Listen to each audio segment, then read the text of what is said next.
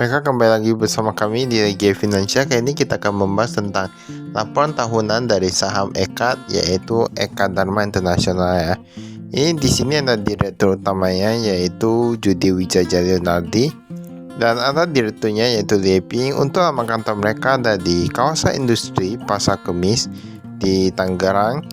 Nah, ini bisa kita lihat kalau EKAD ini kan dia bergerak di bidang yang laban gitulah ya. Di sini ada dijelaskan dia itu dalam satuan penuh, kemudian bentuknya itu rupiah. Untuk kasnya kas dan serta kas kita lihat, dia tampaknya ada mengalami penurunan dari 392 miliaran menjadi 100 miliaran. Kemudian ada investasi pada instrumen ekuitas. Nah, ini kayaknya dia dalam bentuk ekuitas seperti saham gitu-gitu dan lain-lain. Dia sekitar 18 miliaran. Kalau untuk investasi pada obligasi ini meningkat cukup pesat, dari GADA sekarang menjadi 295 miliaran. Dari GADA menjadi 295 miliaran. Kemudian di sini ada juga piutang usaha. Piutang usaha tampaknya rata mengalami penurunan, kecuali yang piutang lain-lain. Piutang lain-lain dari 178 juta meningkat cukup banyak menjadi 3 miliaran. Tapi nilainya sebenarnya masih kecil ya. Untuk persediaan maka mereka berkurang dari 162 miliaran menjadi 157 miliaran. Tapi ini berkurang, nanti kita lihat mungkin saja penjualannya pun ikut berkurang ya.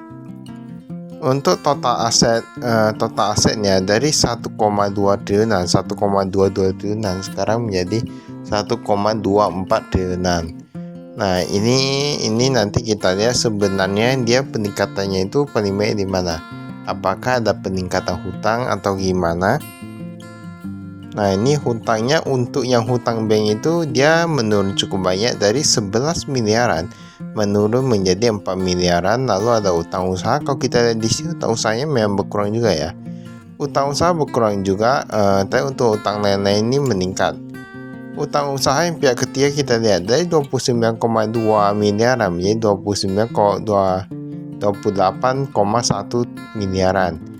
Lalu di sini ada beberapa akrual juga, dia menurun. Untuk total hutangnya dari 108 miliaran menurun menjadi 99 miliaran. Nah, ini berarti kan cukup baik ya, di mana hutangnya itu menurun dari 108 miliaran menjadi 99 miliaran. Kalau kita lihat paling kurang lebih 9 miliaran saja penurunannya ya. Untuk ekuitas dia meningkat dari 1,112 triliunan menjadi 1,14 triliunan. Berarti kan meningkat, dia puluhan miliaran lah ya. Itu artinya ekuitasnya itu meningkat lebih banyak daripada penurunan yang liabilitas. Ini berarti cukup bagus. Dan kalau tadi liabilitasnya meningkat, tadi pun asasnya tidak cukup banyak. Kita lihat memang ekuitasnya ini meningkat cukup banyak. Penjualannya, wah ini memang benarnya penjualannya menurun dari 614 miliaran menjadi 518 miliaran. Untuk bahan pokok juga ikut menurun 423 miliaran, berkurang menjadi 344 miliaran.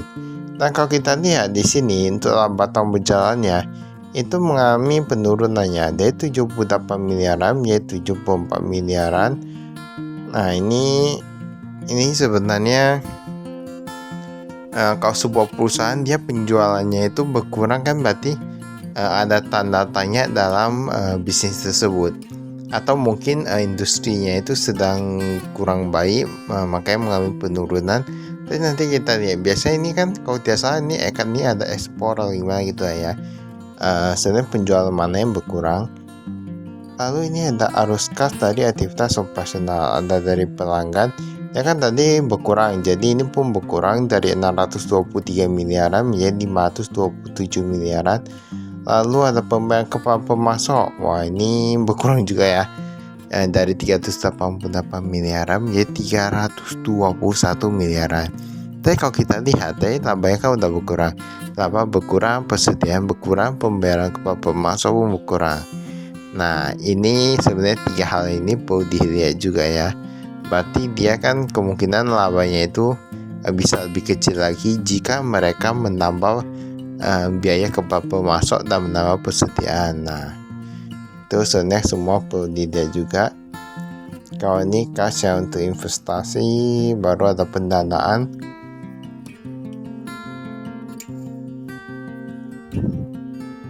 Tapi memang ini ada pembayaran dividen, katanya dari 34 miliaran turun menjadi 31 miliaran. Memang seharusnya begitu, karena untuk yang dividen ini seharusnya dia disetarakan dengan bagaimana perkembangan laba dari sebuah perusahaan. Kalau dia memang tahun ini dia labanya lebih kecil, nah angka bagusnya memang mereka kasih dividen lebih kecil. Kalau misalnya mereka masih kasih lebih banyak, itu hanya akan mengganggu ibaratnya kestabilan keuangan dari sebuah perusahaan.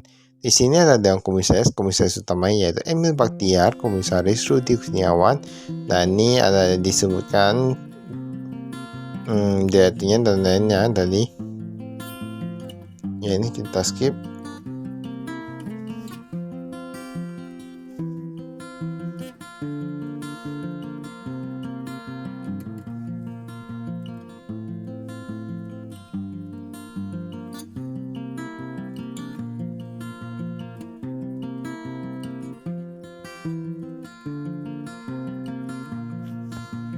Nah, di sini udah sampai kas dan serta kasnya. Kalau kita lihat di sini, mereka tampaknya ada pegang cash on hand, cash di tangan, tapi dalam bentuk 3 mata uang ya. Ini ada rupiah, ada dolar Amerika Serikat, ada ringgit Malaysia. Nah, kemungkinan besar mereka ada uang mata uangnya itu berarti mereka ada bergerak di yang USA dan ada yang di Malaysia. Ini total cashnya yang di cash on hand itu dari 300 miliaran berkurang ya. Lalu ini ada kas serta kas yang di bank-bank. Ini ada deposito berjangka, dia bukan cukup banyak, 290 miliaran menjadi 6 miliaran ya tadi ya. Dan ada kuotasian efek saham. Efek saham ini rata-rata hampir sama. Nilai wajar keuntungannya belum terrealisasi. Dari 47 miliaran menjadi 48 miliaran. Nilai wajarnya dari 59 miliaran menjadi 61 miliaran. Tapi seperti yang kita ketahui tadi, mereka kan memang mungkin deposito bukan, tapi kayak mereka tahu di obligasi ya. Tadi kan ada yang di obligasi ya.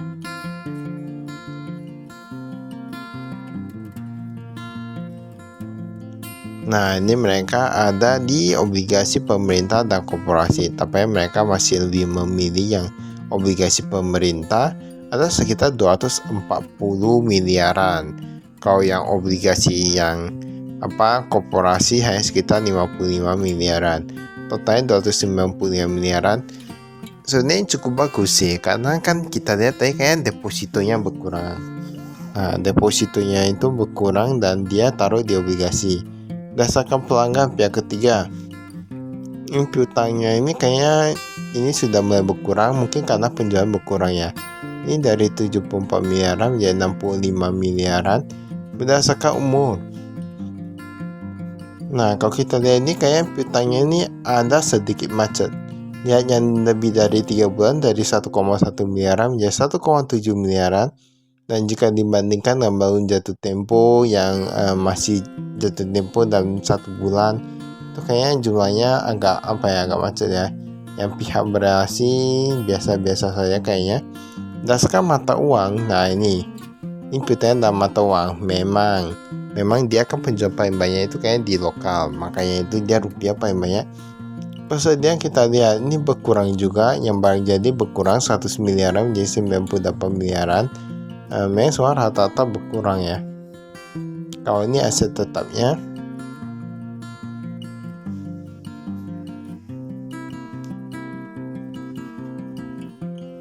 tapi mungkin perusahaan ini berusaha gimana caranya bisa dapat profit lebih banyak ya.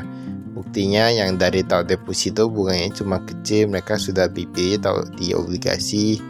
Nah, obligasi kan bunganya itu sudah lebih tinggi ya daripada deposito. Dan nanti kita lihatlah bagaimana perkembangannya. Nah, ini berdasarkan pemasok utang usaha juga berkurang.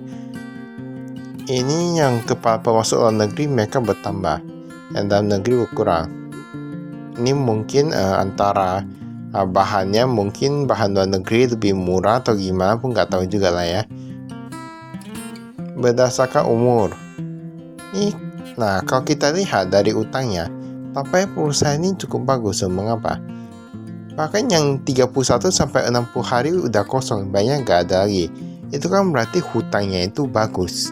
Mereka gak suka menunda-nunda bayar hutang kepada orang lain. Ini berarti menandakan perusahaan ini berarti keuangannya ini masih bagus dan mereka memang memiliki integritas mungkin ya kalau kita lihat. Nah, ini ada disebutkan tingkat diskonto, tingkat gaji dan lain-lain. Ini pemegang sahamnya. Nah, ini ada segi peningkatan yang di PT Eka Damayanti Perkasa dari 81,46%, sekarang mereka memegang 81,77%. Nah, ketika sebuah perusahaan dia tahu mungkin labanya sedang menurun ataupun penjualannya sedang menurun, tapi mereka masih terus menambah. Ini entah karena mereka yakin dengan perusahaannya atau gimana ya. Nah, ini segmen operasional kita lihat. Tapi pita perekat masih menjadi produk utama dari perusahaan ini, di mana mereka ada menjual sekitar 636 miliaran, yang lainnya cuma 31 miliaran. Nah, ini yang bisa kita lihat ya.